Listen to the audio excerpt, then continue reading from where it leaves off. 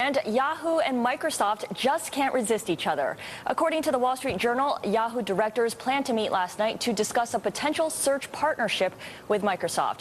Some folks are warning that a potential deal would incur the wrath of regulators.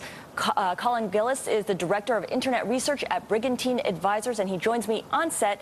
Welcome, Colin. Good morning, Scarlett. First up, you say the Microsoft-Yahoo deal, or a Microsoft-Yahoo deal, would generate a lot of government resistance. In what way? Well, so the key thing we have to think about, there could be multiple flavors of a deal, but the deal that makes the most sense is Microsoft taking over Yahoo's search, right, powering that with its Bing search engine, right, having a Bing box right on Yahoo's page, but it would then share that search data back to Yahoo because Yahoo needs search to drive its display business. That's the business that it would be left with. That's the business where it has its best chance of succeeding. And the concern here is that that's not correct, right? If Microsoft is sharing that data back to Yahoo, this is an awful lot of personal data, and it could get leaked, and it's also going to incur federal scrutiny.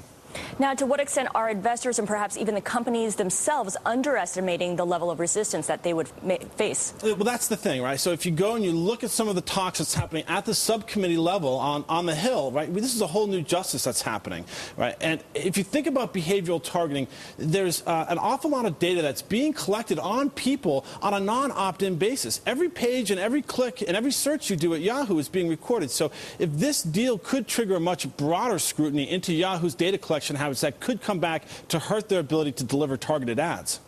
So it could hurt Yahoo down the road even more. Absolutely. So, Microsoft could just be able to walk away, wouldn't be able to get its search share, but the concern here is that Yahoo may have to change its policies in terms of notifications, in terms of having people opt into the data collection as opposed to just opting out. Is there anything else Yahoo can do to ease regulators' concerns?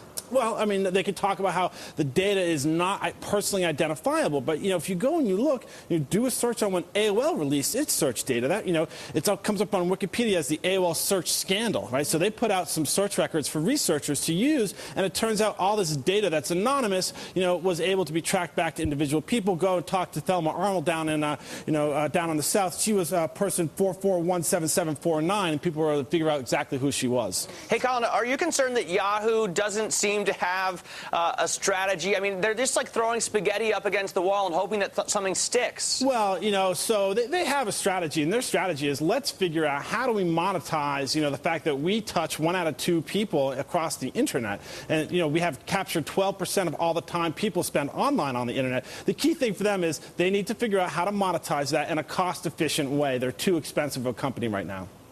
Now, this Microsoft-Yahoo dance has been going on for a year and a half now, back to when Microsoft made a takeover bid for Yahoo. Was it inevitable that we would see some kind of search deal between the two? Well, what you've got is Yahoo's losing share, right? It's dropped out of the 20% range into the teens, right? That's got to be a little scary to them. Bing is taking share of the Microsoft search engine, so they're getting some good results there.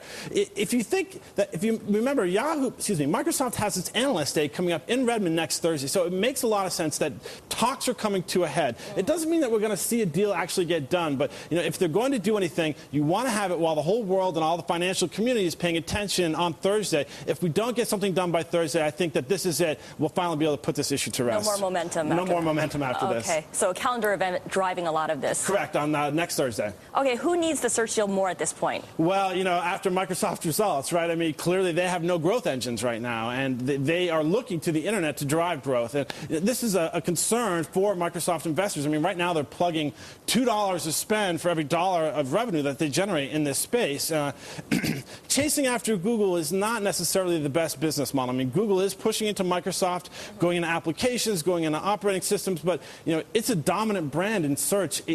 Everyone uses Google as a verb, and there's nothing that Microsoft can really do to attack Google. Being number 2 is okay in a space, but it's unlikely that Yahoo's going to let them get that number 2 spot and capture a lot of economic value. No one is binging, but certainly everyone's Googling. That's correct. Thank you so much. Colin Gillis, the Director of Internet Research at Briganine Advisors.